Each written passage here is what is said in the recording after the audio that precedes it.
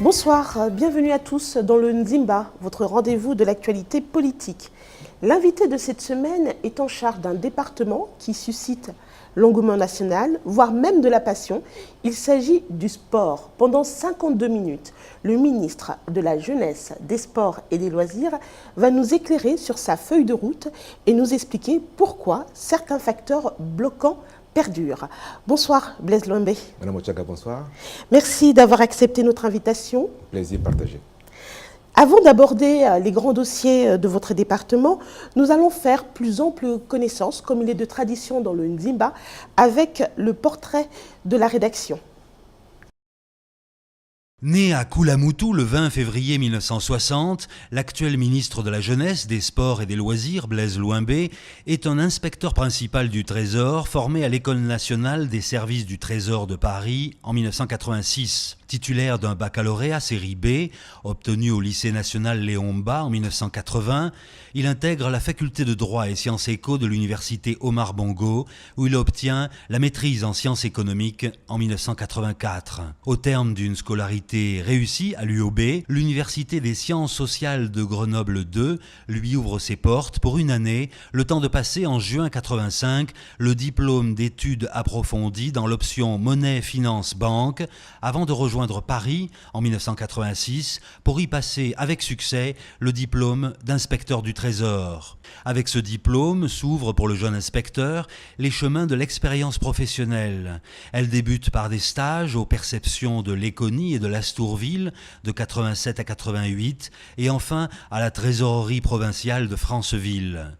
Début 1988, il va exercer à la Trésorerie générale de Libreville en qualité de chef de service des dépenses de fonctionnement dès le mois d'août. 2 ans plus tard, il est nommé directeur adjoint de la recette en 1990 et le 12 août 92, Blaise Louambé occupe le poste de directeur de la dépense. Pendant 7 ans, de 1993 à 2000, il exerce au ministère des Affaires étrangères et de la coopération en qualité d'inspecteur général des missions diplomatiques et postes consulaires. Retour aux finances, Blaise Louambé est promu en mars 2000 trésorier payeur général du Gabon jusqu'au 7 octobre 2008. Là s'achève une carrière de technocrate. Le 7 octobre 2008, Blaise Louambé entre au gouvernement en qualité de ministre de l'économie, des finances, du budget et de la privatisation. La carrière politique se poursuit avec le premier gouvernement de l'ère Ali Bongo Ondimba en octobre 2009. Il est ministre du budget, des comptes publics, de la fonction publique, chargé de la réforme de l'État jusqu'en 2011. De janvier 2011 au mois de février 2012, il occupera le portefeuille de ministre de l'Habitat, de l'Urbanisme, de l'Écologie et du Développement durable. Passionné des technologies de l'information et de la communication, Blaise Louambé est ministre de l'Économie numérique, de la Communication et de la Poste, avant de se voir confier le poste de ministre de la Jeunesse, des Sports et des Loisirs en février 2014. Marié et père de 6 enfants, Blaise Louambé aime la pêche sportive dont il a été sacré champion du concours en 2008. Il demeure également un passionné de cinéma et des nouvelles technologies de l'information et de la communication. Blaise Louambé, qu'avez-vous ajouté à ce portrait de vous? Pas grand-chose, c'est presque parfait. D'accord. Vous avez bien fouillé. On est bien fouillé, donc vous êtes satisfait. On a tous les pans de votre carrière à la fois et de vos passions. Donc on va rentrer justement dans vos passions. Pouvez-vous partager avec nous, Monsieur le Ministre, un de vos plus beaux souvenirs de jeunesse? Souvenir de jeunesse, je peux le dire, c'est quand j'ai eu le bac et j'allais pour la première fois en France.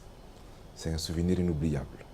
En milieu inconnu, presque sans parents, dans un monde... Vous étiez en France en été ou en hiver pour voir le choc des cultures? C'est tout à fait la rentrée de septembre. Oui. Et on arrivait en début d'hiver ou presque. Et le choc était que le froid nous accueillait et c'était un bon souvenir. Je crois que ça, c'est loin de s'effacer. D'accord. Vous avez un agenda professionnel chargé, Blaise Louambé. Que faites-vous pour décompresser, ou on aimerait savoir votre occupation préférée? Je fais de la pêche et je m'occupe. Je fais de la pêche sportive et je décompresse en titillant le poisson. Et champion quand même. J'ai été champion une seule fois, il ne faut pas abuser aussi. J'ai été champion en 2008, pêche sportive, et j'ai pu, avec mon équipe, Jean-Paul Ndembe et d'autres, on a pu sortir un marlin de 250 kg après 2h30 de combat. Ah, belle victoire alors. 250 kg, c'est costaud. Hein? C'est pas rien. Voilà. On sait aussi que vous êtes mélomane. Quel est votre genre de musique préférée? Rock'n'roll. Vous dansez? Ah oui, je suis expert en rock'n'roll, mais écoutez, là je commence à faire défaut, je n'arrive plus à faire les phases qu'on faisait en 6e et en 5e, mais on ne pouvait pas être interne sans danser au rock. Et on s'entraînait tous les soirs presque. Et je crois que ça reste très sportif alors comme activité. C'est tout à fait sportif, oui. Et rock acrobatique, pensez-vous. D'accord. Vous êtes donc en contact permanent avec les populations également. Vous êtes un homme public. Quelles sont les qualités que vous appréciez chez une personne? L'honnêteté. L'honnêteté, la probité morale. Il faut être de bonne moralité et puis pouvoir dire ce que l'on dit, ce que l'on pense, et non dire le contraire et faire tout à fait l'opposé. Donc, et assumer ses propos alors. Exact. D'accord. Et donc, je suppose, qu'est-ce qui vous irrite face à cette honnêteté? La trahison. La trahison.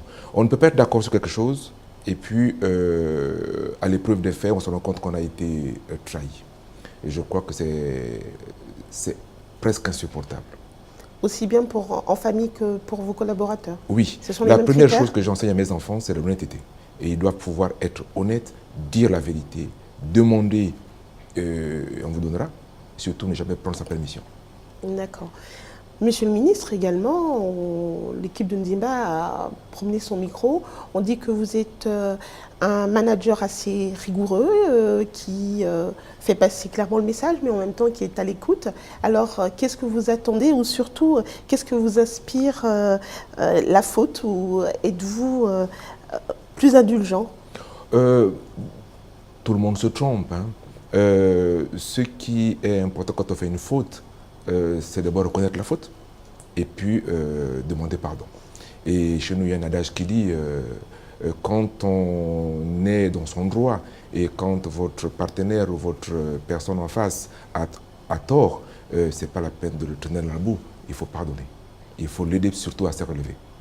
Et quand on gère les hommes, le plus important, ce n'est pas de tomber, mais le plus important, de savoir comment rebondir après une chute. Donc quand on fait des erreurs, le plus important, c'est comment faire pour en sortir. Le don de la nature que vous auriez avoir? Je peux vous le dire franchement? Oui, on est dans le Ndimba, c'est fait pour. Savoir jouer au piano. Aussi simple que ça. Vous voyez, il y a autant de sons possibles, mais savoir trouver une harmonie parfaite et surtout savoir rejouer, ça c'est parfait. Pourquoi vous pouvez apprendre? C'est le manque de temps? Écoutez, ça se rattrape, ça, comme don? Je me suis exercé, j'avoue que je n'ai pas réussi. Donc, je n'ai pas réussi et je reste admiratif. On vous pardonne, monsieur le ministre, pour ne pas avoir été jusqu'au bout comme excellent élève. Et enfin, avant de passer donc à la suite de notre émission, comment vous vous êtes préparé pour participer au Ndimba? J'ai regardé 2 émissions de deux collègues. Je crois que je vais essayer de m'inspirer de leur passage. Merci Blaise Lumbé d'avoir fait cette première partie de notre émission.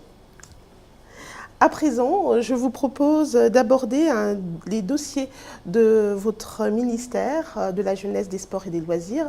Pour donc cette première partie du débat, nous allons aborder le volet jeunesse. Votre réaction après le reportage qui va suivre. Il s'agit de la perdition de la jeunesse. Quels instruments pour y faire face? Centre d'intérêt majeur des principaux acteurs politiques dans le monde et au Gabon, la jeunesse constitue l'avenir de demain pour une nation. Et ce futur, entendons affirmer ça et là, se prépare aujourd'hui. Il exige donc des politiques nationales volontaristes, courageuses et déterminantes pour le gouvernement, ainsi que des acteurs chargés d'exécuter les décisions prises au sommet de l'État. Cependant, il est à relever que depuis la fin de l'ère de la rénovation, en mars-avril 1990, avec son slogan « La jeunesse est sacrée », les politiques consacrées aux jeunes qui ont suivi cette période sont moins perceptibles. La question est certes évoquée dans les colloques, les séminaires, les nombreuses conférences organisées au Gabon comme à l'extérieur du pays. Un conseil national de la jeunesse a même vu le jour. Mais on est encore loin, bien loin, d'une véritable stratégie répondant aux aspirations des jeunes. Le secteur est déjà très complexe sur le plan des institutions, partagé entre l'éducation nationale, l'enseignement supérieur, la formation professionnelle, l'enseignement technique et professionnel, les sports, la culture, les agences en charge de l'emploi, les différents programmes inscrits par le gouvernement ou les partenaires internationaux, comme on le constate, n'offrent pas encore une vraie galaxie au sein de laquelle le jeune puisse trouver satisfaction. La responsabilité du gouvernement est engagée. Une politique nationale de la jeunesse qui prendrait en compte les aspects formation, suivi, orientation, insertion et réinsertion, planification et programmation est une nécessité, voire une obligation pour les pouvoirs publics. La société future en général et le Gabon de demain en particulier ne seront que le fruit de ce qui est conçu et réalisé aujourd'hui en faveur des jeunes. Il est donc grand temps que les pouvoirs publics et l'ensemble des acteurs concernés élaborent des programmes de développement cohérents qui tiennent compte de la spécificité de cette catégorie de la population.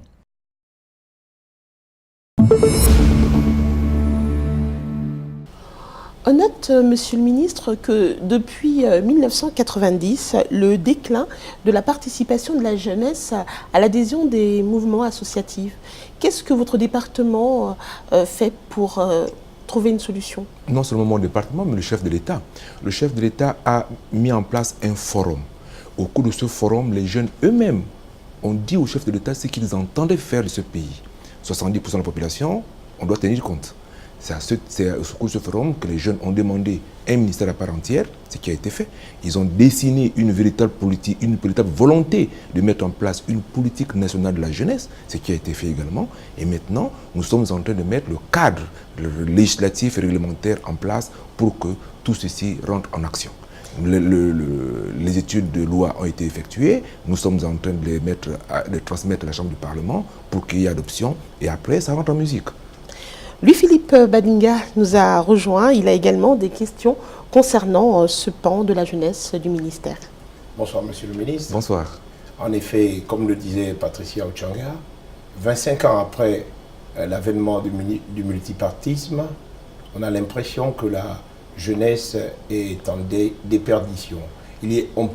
Certains sont nostalgiques de cette jeunesse qui était très encadrée du temps de la rénovation.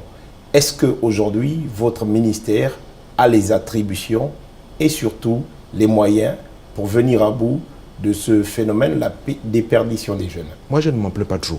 Je crois qu'il ne faut pas prendre les exceptions pour les généralités. Il y a quelques brebis égarés qui sont à regret, on le constate. Mais l'essentiel de la jeunesse est organisé. On a quand même la volonté de vouloir encadrer cette jeunesse. Et le chef de l'État m'a donné des instructions fermes pour que cette politique nationale de la jeunesse voie le jour. À ce titre, nous avons constitué déjà un premier conseil national de la jeunesse qui est provisoire puisqu'il va arriver avec la nouvelle loi à asseoir une véritable politique nationale de la jeunesse avec un conseil national de la jeunesse élu à partir des conseils provinciaux. Et cette volonté nationale de mutualiser la jeunesse autour d'un idéal va être un porte-parole pour dire au pouvoir public ce qu'ils doivent faire pour le compte de la jeunesse.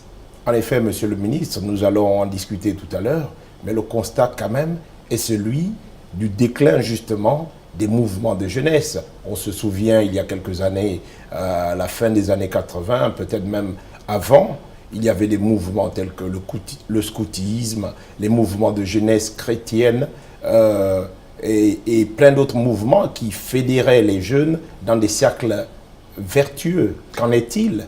Mais quoi il y a ce déclin? Le scoutisme ne s'est pas arrêté, il continue. Je crois savoir qu'il y a un président national du scoutisme et je crois que ce n'est pas un mouvement qui est en déperdition. Ce qui est à constater aujourd'hui, c'est qu'il y a plutôt beaucoup de mouvements qui se créent en fonction des opportunités. Bon, les mouvements de jeunesse, les mouvements de chrétiens, Personne ne peut les obliger. Ce sont des mouvements associatifs. Les gens y adhèrent en fonction de leur croyance, de leur volonté. Mais ce qui est intéressant pour le pays, c'est de pouvoir favoriser des mouvements qui ont un but social avéré pour la promotion de la jeunesse et la défense des intérêts des jeunes.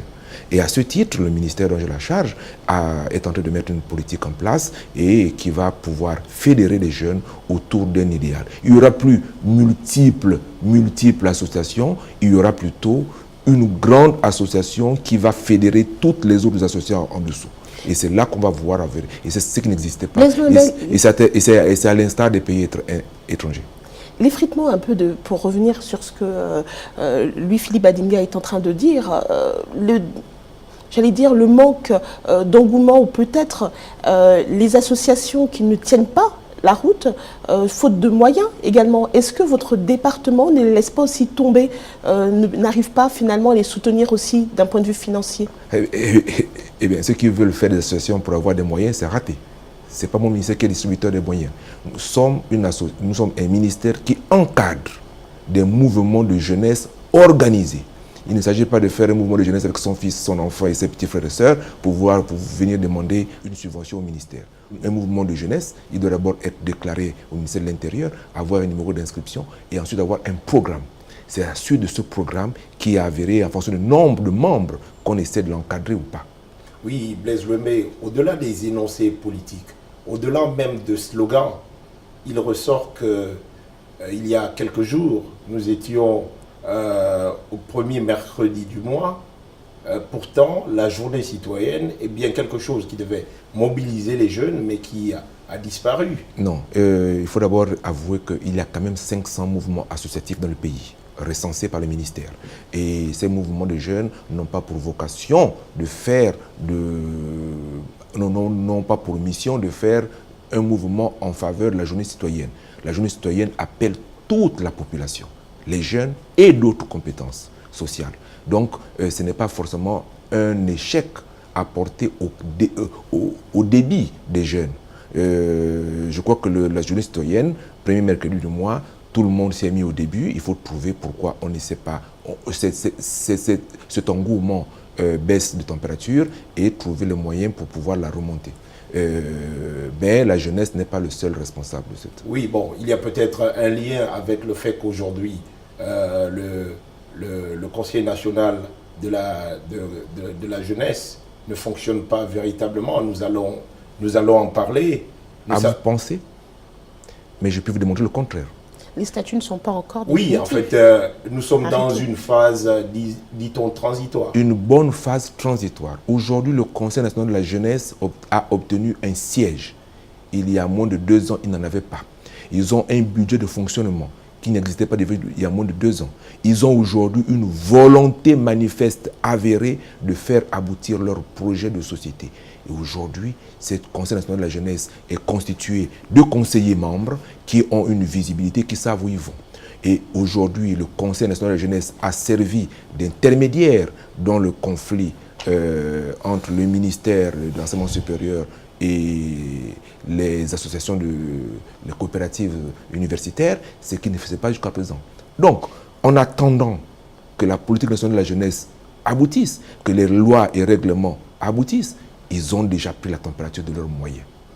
En effet, parmi les missions donc, de ce conseil, il y a développer le sens du civisme et du patriotisme des jeunes, répondre au soutien international en faveur de la jeunesse, mais aussi améliorer les conditions des jeunes. C'est exactement ça.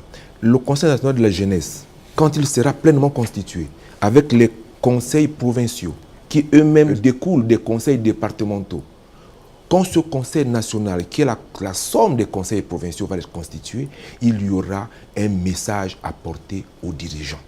Les jeunes eux-mêmes vont dire, en matière d'éducation, voici où nous voulons aller. En matière de santé, voici ce que nous voulons avoir. En matière d'économie, voilà ce que nous voulons avoir. C'est cette force de proposition qui est constituée en matière de Conseil national de la jeunesse qui va changer la donne aujourd'hui. Et ça ne peut se faire que si nous avons constitué un canevas de travail autour de ça. Oui, nous sommes quasiment à la fin du mandat du président Ali Bongo Ondimba, mais comment expliquer que c'est seulement maintenant que toutes ces choses essaient de se mettre en place quand on sait que le Forum national de la jeunesse a eu lieu en 2011. Mais pensez-vous, mais le président a pris les devants déjà. Vous ne vous souvenez pas que le président avait déjà dit qu'il fallait 30% des jeunes et 30% des femmes, auquel cas on trouve encore des jeunes filles, et 30% des autres pour pouvoir, 40% des autres pour pouvoir faire les postes électifs. Et également, on a demandé également que dans l'administration, on tienne compte de l'approche genre et qu'on essaie de mettre les jeunes aux commandes. Mais ça n'a pas attendu les décisions du Conseil national de la jeunesse. Le chef de l'État sait déjà où on doit y aller, les finalités. Et donc, cette décision du chef de l'État que j'ai portée aux instances internationales dans les différents discours que j'ai prononcés pour le compte du Gabon a été vachement applaudi par les autres. Et ils m'ont demandé comment les jeunes ont fait pour obtenir ça des pouvoirs publics. Oui, mais si on revient à la question de quotas, par exemple, on peut se dire quand même que votre génération et peut-être celle d'avant freine un peu les 30% des femmes et des jeunes au poste électif. Loin s'en faut. Nous avons aujourd'hui, je peux vous garantir, qu'au niveau du ministère dont j'ai la charge, renouveler les classes dirigeantes. Et aujourd'hui, tout mon cabinet est constitué de jeunes cadres de moins de 35 ans. Aujourd'hui, le ministère a renouvelé la classe dirigeante et ce ministère fonctionne mieux qu'avant. Aujourd'hui, quand vous regardez les jeunes qui sont au pouvoir, pourquoi on parle de dialogue intergénérationnel? Parce que justement, la montée des jeunes dans la classe dirigeante se fait de plus en plus importante et que les classes anciennes, si je peux me permettre, commencent à se rendre compte qu'il y a nécessité de dialoguer.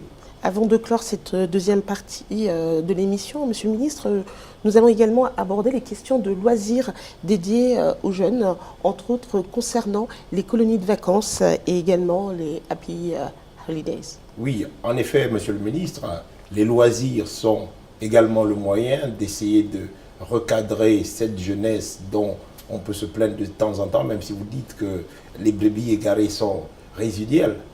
Quels sont les programmes que votre ministère consacre justement à cette question des loisirs? C'est vrai que nous avons perdu la foire du bord de mer, mais nous sommes en train de mettre un programme avec des investisseurs privés qui ont besoin d'investir dans le cadre des parcs de loisirs. Et nous sommes pour parler avec l'un d'eux qui est en train de regarder du côté de Mindoubé et un autre qui est en train de regarder du côté de la zone nord de Libreville où on peut mettre des activités de loisirs gratuits à un certain niveau et d'autres payants. Il s'agit donc de contribuer à rendre la vie gaie. Et à cela, nous avons fait un premier test l'année précédente. Nous avons mis un Happy Holiday c'était pendant une semaine de mettre des jeunes autour des activités, des toboggans. Un centre de loisirs en fait. Un centre de loisirs qui réunit plusieurs activités. Voilà, nous avons vu l'engouement. Ça nous a encouragé, ça nous a donné l'envie de pouvoir non seulement refaire ce centre de loisirs, mais en plus le multiplier et le rendre pérenne. Et c'est à ce titre que nous sommes en train de regarder avec des investisseurs étrangers. Vous savez, les plus grands parcs du monde ne sont pas détenus par les États. Oui, Monsieur le Ministre, vous avez certainement entendu les cris de cette jeunesse qui se réclame du MAPAN et qui pense que son milieu de vie est oublié, est abandonné. Erreur. La première chose que l'on doit savoir, c'est que le programme du chef de l'État est un programme cohérent. Il souhaite qu'il y ait des activités pour toutes les classes sociales. Je profite de votre émission pour leur dire que le Conseil national de la jeunesse est d'abord leur propre affaire. Ce sera l'occasion de constituer des activités autour des associations qui ont une taille et qui vont pouvoir élire leurs membres au Conseil national, qui eux-mêmes vont être au Conseil national pour dire ce qu'on doit faire pour leur compte. Il n'y a jamais mieux placé que vous-même pour dire ce que vous voulez pour votre propre compte. C'est pour cela que le chef de l'État souhaite que ce soit la jeunesse elle-même qui dise au pouvoir politique quelles sont les politiques publiques qu'on doit mettre en place pour le bien de la jeunesse. Ça se passe comme ça dans les autres pays développés, ça se passe comme dans les pays en développement, comme l'Angola où on est parti regarder avec attention particulière comment ça se passe. C'est formateur. On ne peut plus réfléchir à la place des jeunes on doit laisser à ces jeunes le soin de dire ce qu'ils veulent avoir comme Ce sera votre mot de fin pour cette partie, Blaise Louimbé. Je vous propose à présent, Monsieur le Ministre, d'entamer la troisième partie du débat. Je vous invite donc à suivre cette analyse du Ndimba sur football, sport roi, au détriment des autres sports. Pour quel résultat ? La popularité du football dans le monde a fait de ce sport une véritable forteresse et l'organisation des événements mobilise la planète entière. Au Gabon, depuis 1927, le football est le sport numéro 1. Il est le jeu le plus facile à pratiquer, son espace est facile à organiser. C'est la seule discipline au monde où tous les acteurs peuvent jouer tous les rôles en même temps. Un joueur de chant, comme un spectateur par exemple, peuvent tous deux jouer le rôle de coach, d'arbitre assistant, de commissaire, etc. Autant dire que ce sport fait naître beaucoup de passion. Depuis 1960, le Gabon a intégré les grandes organisations régionales, continentales et internationales en charge du football. De même, le pays a connu plusieurs réformes dans son foot, du championnat local, provincial, zonal au championnat d'élite. Des réformes qui, malheureusement, n'ont pas permis au Gabon de remporter des titres majeurs, à l'image de ses voisins du Cameroun, du Congo-Brazza ou de la RDC. Le pays n'a jamais triomphé dans les compétitions africaines de clubs en Afrique, à l'exception de la finale de 86, disputée par Sogara de Port-Gentil, club dissous depuis 1994. Aujourd'hui, avec la nouvelle réforme qui instaure le championnat professionnel, les clubs dits professionnels ont du mal à franchir le cap du premier tour des compétitions africaines. Le niveau des clubs est bas, rien à voir avec les années 80-90. L'équipe nationale survit grâce aux footballeurs évoluant à l'extérieur, dont le chef de file est Pierre-Emerick Aubameyang, ballon d'or africain de la Confédération africaine de football 2015. En 56 ans d'indépendance, elle a disputé 2 quarts de finale de la CAN en 96 en Afrique du Sud et en 2012 à Libreville. Les championnats de quartier, d'arrondissement, scolaires et universitaires, voire militaires, ont disparu au profit d'une élite qui a du mal à produire des talents. L'État, toujours présent, finance les clubs de foot qui sont en réalité des sociétés privées. De plus, une atmosphère délétère plombe souvent les milieux du football, y compris les autres fédérations. Le tennis de table est un exemple palpable. Le football n'est pas étranger à ces bourrasques. Des conflits éclatent en permanence entre la fédération et la ligue, ou entre la fédération et le ministère chargé des sports. Une question se pose, comment rendre compétitif le sport et le championnat afin de donner à notre football des lettres de noblesse ?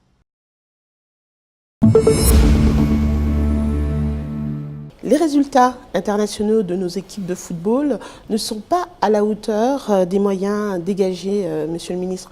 Par rapport à cela, est-ce que le contrat de l'entraîneur de l'équipe nationale sera reconduit ? Le contrat de l'équipe nationale reconduit ou pas, ça concerne, ça regarde la fédération. Arrivé au terme de ce contrat, la fédération appréciera si elle reconduit ou pas. Par contre, je voudrais rebondir sur la dernière question de votre documentaire. Oui.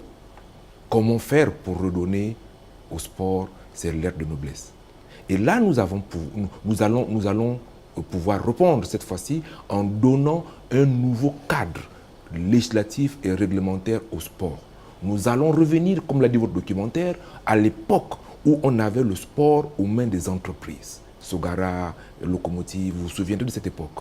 Alors, c'est là que nous allons mettre un nouveau cadre où le sport va être aux mains des entreprises qui souhaitent financer et moyennant allègements fiscaux. Et c'est là que nous allons pouvoir, je pense, avoir un véritable sport.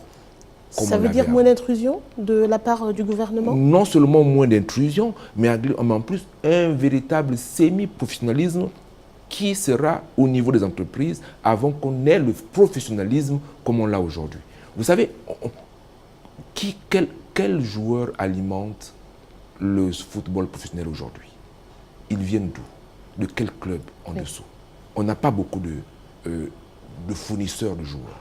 Il faut donc encourager le sport au niveau des écoles, au niveau des quartiers, au niveau des favelas, des quartiers sous-intégrés, pour qu'il y ait un bouillon de culture autour du sport et que l'on pouvoir faire de la détection véritable et alimenter ce sport professionnel. Jonas Osembe va rebondir sur cette thématique du football roi.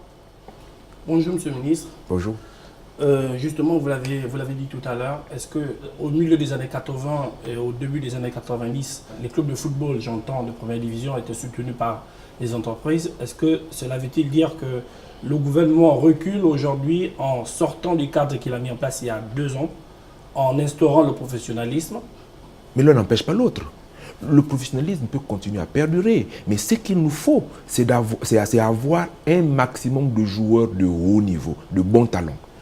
Vous savez, plus nous sommes nombreux à jouer au football, plus la détection se fera et plus on va trouver des bonnes perles. Mais pour cela, il faudrait qu'il y ait des entreprises qui puissent accepter, financer cette activité. Et comme on le faisait à l'époque. Oui, monsieur le ministre, revenons déjà à ce qui est, c'est-à-dire un championnat dont les principaux acteurs, notamment les présidents de clubs et les footballeurs eux-mêmes, ne savent pas généralement à quel sein il est voué. Est-ce qu'aujourd'hui, face aux difficultés financières auxquelles est confronté le championnat national actuel, est-ce qu'on peut dire qu'il est professionnel? Il ne m'appartient pas d'apprécier. Je crois que les spécialistes, la question, vous savez, la séparation entre le ministère et les ligues et les fédérations, hein, oui. Ils ont reçu une mission du ministère pour mettre la chose en application.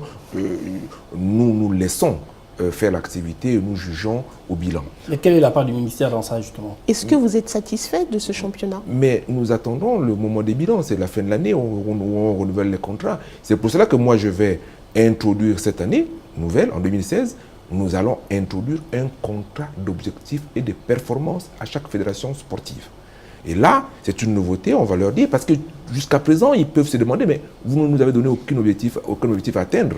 Donc là, maintenant, on va leur donner un objectif à atteindre. Voici des moyens, mais il nous faut tel nombre de compétitions, tel nombre de matchs, tel nombre de performances minimum. Vous faites bien de parler des autres fédérations, monsieur le ministre. Nous savons la fédération d'athlétisme, la fédération gabonaise d'athlétisme, empêtrée dans des pires difficultés. Et elle n'est d'ailleurs pas seule. Il y a la fédération de karaté, il y a la fédération de tennis de table. Toutes sont dans des difficultés.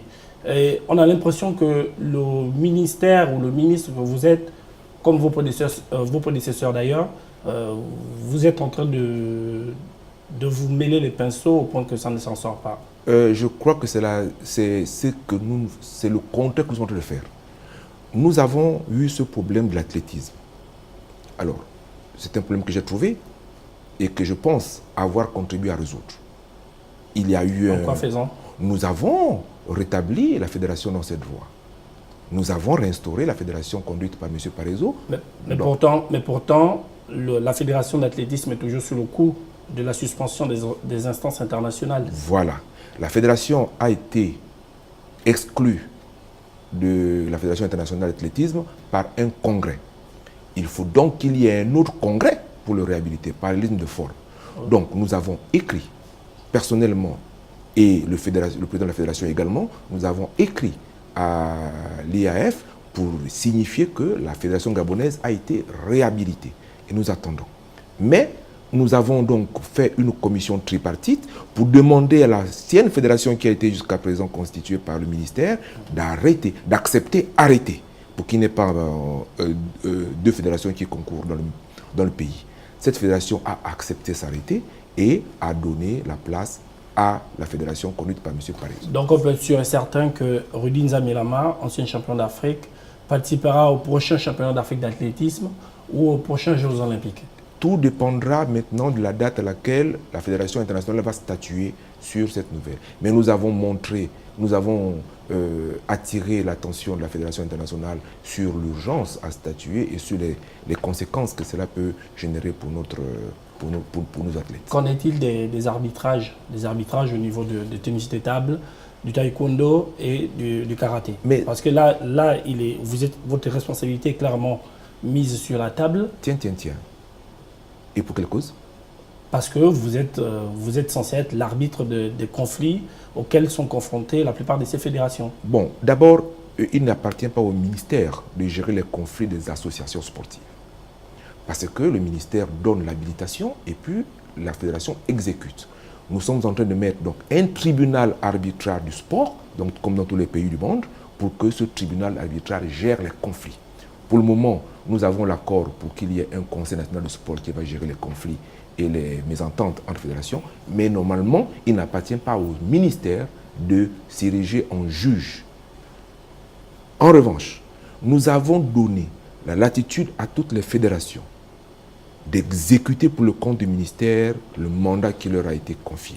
Maintenant, s'il y a discordance entre membres, c'est le cas au niveau de la fédération quand il y a gabonaise de discordance taekwondo. entre membres, il faut aller lire les statuts.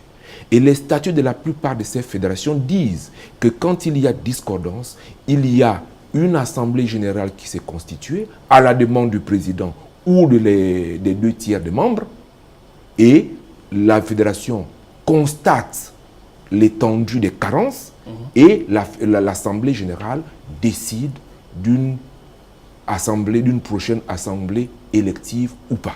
C'est ce que disent la plupart des statuts. Oui. Donc, pour la petite histoire, que ce soit le taekwondo ou les autres fédérations, je crois savoir que le taekwondo a donc le ministère n'a aucun rôle à jouer là-dedans. Non, mais vous nous reprochez de nous immiscer dans la gestion des fédérations. On vous demande d'arbitrer, monsieur le ministre. Mais nous ne pouvons pas. L'arbitrage, c'est que je me mêle, je donne un avis qui tranche en donnant raison à l'un ou à l'autre. C'est que j'aurais tranché, j'aurais donné un avis qui donc il y aurait eu immixtion. C'est ce que nous avons fait en athlétisme pour qu'on nous reproche aujourd'hui. Donc nous ne voulons plus le faire. Et ce sera le rôle maintenant du Conseil national des sports en tout cas. Non seulement du Conseil Qui va national. être mis en place quand?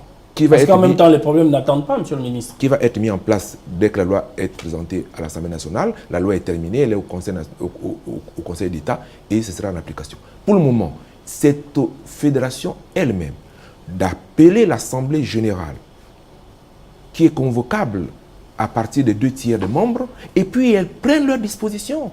Et puis c'est une association. Pourquoi voulez-vous qu'un ministre vienne dire que vous qui êtes membre de l'association, je vous demande de ne plus être? Non, c'est pas ça. Moi, je vais prendre le cas spécifique de la Fédération gabonaise de taekwondo. Une assemblée générale ordinaire décide de destituer sur la base d'un certain nombre de textes ou de griefs qui sont portés au président fédéral le bureau. Et tout de suite, le bureau en question se rend bien compte qu'il n'est nullement fautif. Et là, tout de suite, on se retourne vers qui pour régler ce type de problème? Mais toujours l'Assemblée générale. Mais non, l'Assemblée générale elle-même pose déjà problème, monsieur le ministre. Pourquoi il pose problème? Qui règle ce type de problème? Il faut regarder les statuts de fonctionnement de l'Assemblée. C'est ce qu'il vient de dire. Je viens de dire que l'Assemblée générale est souveraine et prend des décisions en toute souveraineté. Okay. Jeunesse, je souhaiterais plutôt que vous abordiez également à ce niveau, merci Monsieur le Ministre pour vos réponses, concernant un petit peu les thèmes d'actualité et des propos de Géraldine Robert. Oui, Monsieur le Ministre, en début de semaine, notre ambassadrice en matière de basket, Géraldine Robert, s'est quasiment fâchée au micro de nos confrères de Canal, une chaîne de télévision française, disant que les basketteuses qui ont pris part à l'Afro-Basket en septembre 2015 n'ont toujours pas, jusqu'à aujourd'hui, contrairement aux hommes, perçu leur prime. Où est-ce que vous en êtes avec cette Oui, ce problème résulte simplement d'une manière de gérer les finances du ministère qui aujourd'hui est reprochable et pour lequel l'année prochaine, on a trouvé une solution. Qu'est-ce qui s'est passé avant? Chaque fédération avait une enveloppe d'argent. En fonction des performances, elle se retrouvait coincée. Nous avons vu cette année, le basket a fait de très bonnes performances. Malheureusement, les performances réalisées au cours par cette activité sportive étaient en deçà des moyens qui leur sont accordés. Il fallait donc trouver des financements complémentaires pour pouvoir satisfaire à ces athlètes. 6 mois pour régler le passif, c'est quand même... Ce qui a été fait, et on a payé une première partie, les garçons, et nous sommes en train de payer l'autre partie. Ok. Monsieur le ministre, toujours, il n'y a pas que le football, le basket, il y a aussi, ou les autres fédérations, il y a aussi les événements sportifs. Les événements sportifs organisés au Gabon. Oui. De plus en plus, la population, un certain nombre de compatriotes s'interrogent sur le bien fondé de l'organisation d'un certain nombre de ces compétitions. L'émulation du sport de jeunesse n'existe pas, faute de financement. Est-ce que finalement, l'argent qui est engagé pour la tropicale et le marathon ne sont pas de l'argent jeté par la fenêtre? Alors, c'est une erreur de penser que c'est de l'argent gaspillé par la fenêtre. Vous savez, lorsque on est dans cette situation, beaucoup de pays nous envient d'avoir la capacité d'organiser ces performances. C'est maintenant nous qui devons capitaliser pour pouvoir sortir de la situation. J'ai posé la question à ma fédération gabonaise de cyclisme. Qu'est-ce que vous avez pris comme disposition pour pouvoir être champion d'athlétisme en sachant que chaque année, il y aura une Tropicale Missa? Pas grand-chose. On a pris les taureaux par les cornes. L'année passée, on les a envoyés en regroupement international. On a vu des petits soubresauts de performance. Cette année, on va les mettre en casernement comme les militaires et on va les obliger à pédaler. Si pédaler devient pour eux une seconde nature comme marcher, c'est à ce titre qu'on aura des performances. Dans le cycle, dans le marathon, c'est la même chose. Nous sommes un pays de sport, une terre de sport. Moi, j'ai demandé à toutes les fédérations d'inscrire leurs athlètes au marathon. Quelle est la première chose qu'une compétition sportive demande? C'est courir. Que vous fassiez basket, que vous fassiez football, que vous fassiez athlétisme, vous faites toujours de la course. Donc, toutes les fédérations sportives doivent s'inscrire. Si déjà on est champion d'athlétisme, on peut tenir. Monsieur le ministre, le Fonds national du développement du sport sert-il encore à quelque chose? Fondamentalement, pour la première fois depuis sa création, nous avons fait un conseil d'administration l'année passée qui a défini la méthode de financement de toutes les activités sportives. Avant, c'était en fonction des demandes que l'on tirait sur le fonds. Cette fois-ci, on a une visibilité. Je vais tout de suite lancer ce dernier volet de notre émission, c'est-à-dire la CAN 2017, Monsieur le ministre des Sports, les enjeux de la Coupe d'Afrique des Nations pour le Gabon. C'est le reportage de Zimba. Le Gabon est à 10 mois de la phase finale de la CAN 2017. Le compte à rebours a presque commencé et le pays est à pied d'œuvre. L'organisation de cette compétition intervient 5 ans après la co-organisation de la CAN 2015 avec la Guinée équatoriale. C'était en 2012. Aux 2 stades existants, Libreville et Franceville, s'ajoutent Oyem et Port-Gentil, ainsi que les hôtels. Avec 4 stades à l'architecture futuriste, le Gabon répond au cahier des charges de la Confédération africaine de football. Compétition de foot, certes, la CAN, comme lors de son lancement en 1957 au Soudan à Khartoum, est d'abord et avant tout un projet politique, puisqu'il s'agit des décisions qui portent sur la mise en place des conditions de développement de la pratique du football et des autres disciplines à travers les infrastructures construites. Projet sociétal et culturel aussi, parce qu'il s'agit d'un brassage de plusieurs communautés, chacune avec son savoir-faire pour produire le meilleur d'un pays et d'un continent. Projet sportif, enfin, parce qu'il est le plus grand plateau des meilleurs footballeurs du continent. La CAN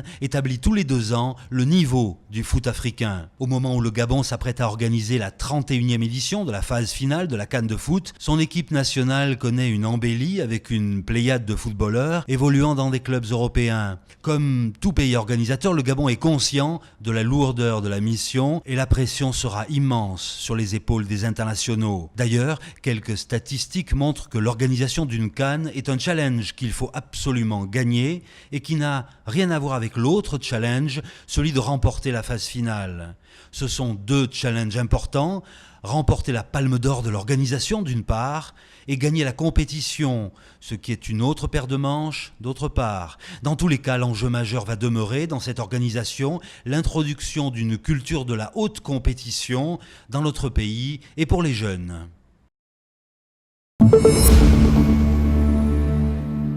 Vous venez donc de suivre notre reportage concernant la CAN 2017 et son organisation au Gabon. C'est dans 10 mois, Monsieur le ministre, on ne sent pas réellement une effervescence dans les chantiers. Doit-on comprendre que tout est fait prêt? Ah mais non, il y a effervescence dans les chantiers. Vous avez vu en 7 mois, entre la pose de la première pierre et aujourd'hui, ça fait 7 mois. 6 mois de travaux, on a réalisé 60% des travaux. C'est énorme sur Port-Gentil. À Oyem, je n'ai pas les coefficients, mais il y a eu un travail fondamental qui s'est fait. Dans les stades, les choses sont lancées. Chez les particuliers, les hôtels se construisent, puisque maintenant la demande à trouver aliment. Vous vous souviendrez qu'en 2012, quand on préparait la CAN, on n'a pas eu les hôtels qui ont été prévus, n'ont pas tous été construits. Oui. Ils le sont aujourd'hui. Donc en termes de qualité d'accueil? Voilà, en termes de qualité d'accueil, je crois qu'on peut dire qu'il y a quand même un peu plus d'hôtels qu'en 2012. Et donc nous ne sommes pas très loin des performances du cahier des charges. D'accord, des hôtels, parce que cette question intéresse le téléspectateur.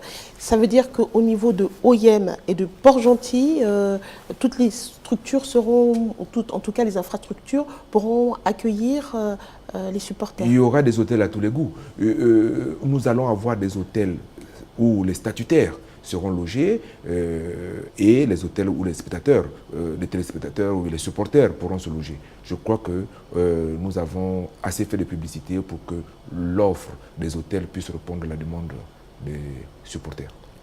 On ne va pas revenir un petit peu, on n'aura pas la même expérience que le pays voisin, donc la Guinée, qui n'a pas hésité à demander l'appui du Gabon en termes de transport au cours de la CAN 2015. Donc nous pensons à la ville de Mongomo, près de la ville en Guinée de Mongomo. Elle ne sera pas sollicitée? Mais sollicitée officiellement, je ne sais pas. Mais je peux vous dire que d'abord, nous avons, pour bien faire les choses, constituer un commissariat à la gestion de cet événement. Et là, les choses sont menées de main de maître. J'ai confiance totale aux dirigeants de ce COCAN et je crois qu'il n'y a pas fondamentalement de difficultés de ce niveau.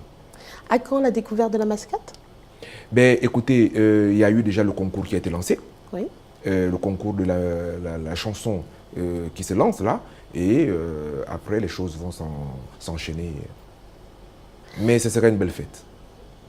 Au regard des organisateurs, au regard du comité d'organisation du COCAN, ce sera une très belle fête.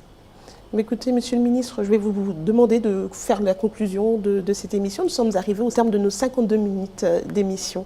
Ben, je laisse à chaque téléspectateur le soin de conclure, mais ce qu'il faut retenir, c'est qu'en matière de jeunesse, les choses sont lancées. On a une volonté manifeste de créer au niveau de la jeunesse un véritable conseil national qui sera une force de proposition de politique publique. Au niveau des loisirs, nous avons la volonté avec les hommes d'affaires privés, la volonté d'instaurer des activités de loisirs autour de Libreville et des grands centres. Ça nécessite des moyens privés et je vous l'ai encore dit, les plus grands centres du monde ne sont pas des centres détenus par des États.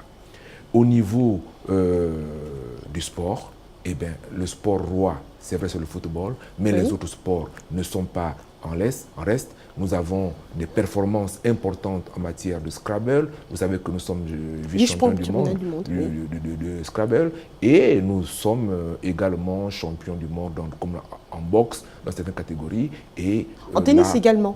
En tennis également. Nous essayons de donner désormais les finances publiques en fonction d'un contrat d'objectifs et de performances qui tiennent compte d'un certain nombre de qualités.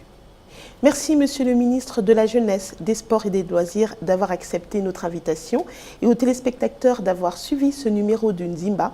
Pour animer les débats, j'étais accompagnée de Louis-Philippe Badinga et de Jonas Osombe. Merci à l'équipe technique. Rendez-vous est pris pour la semaine prochaine.